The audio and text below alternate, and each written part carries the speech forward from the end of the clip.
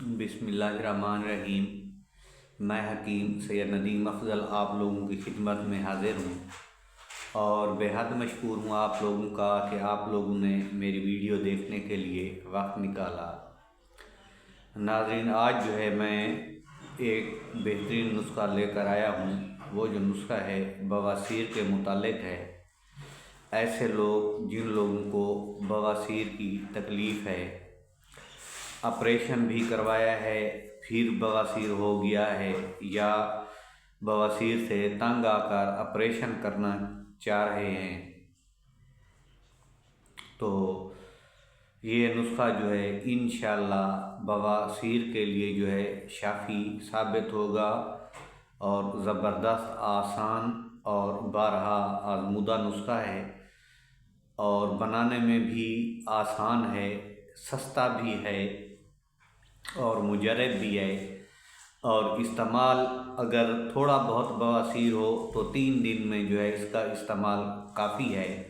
अगर खुदा न खास्ता किसी की नौबत ऑपरेशन तक पहुंच गई हो तो तब उसके लिए जो है ये 20 दिन इस्तेमाल करना पड़ता है। अगर 40 दिन भी आप इस्तेमाल कर लें तो कोई हर्ज नहीं है, लेकिन अगर बहुत ज़्यादा ज़िद्दी बवासीर है तो वो 20 दिन में ख़त्म होगा, और थोड़ा सा है तो फिर 3 दिन में ही ख़त्म हो जाएगा। नुस्खे के अज्जा नोट फरमा लें। सबसे पहले आपने लेनी है गंधक आंवला सार, और उसके बाद आपने लेना है सुहागा, और उसके बाद आपने लेना है ठीकरी निशादार। सुहागे को जो है सबसे पहले आपने बरियां करना है। सुहागे को बरियां करने का तरीका ये है कि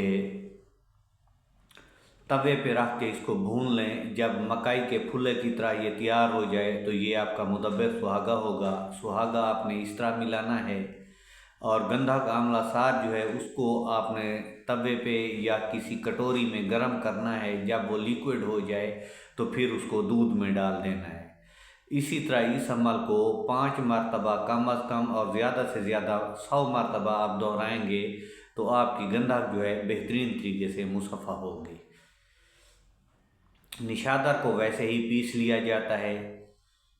एक बार फिर नुस्खा रिवाइज कर लूँ। गंधक आंवला सार, निशादार और सुहागा और गंधक मुदब्बर किए जाते हैं।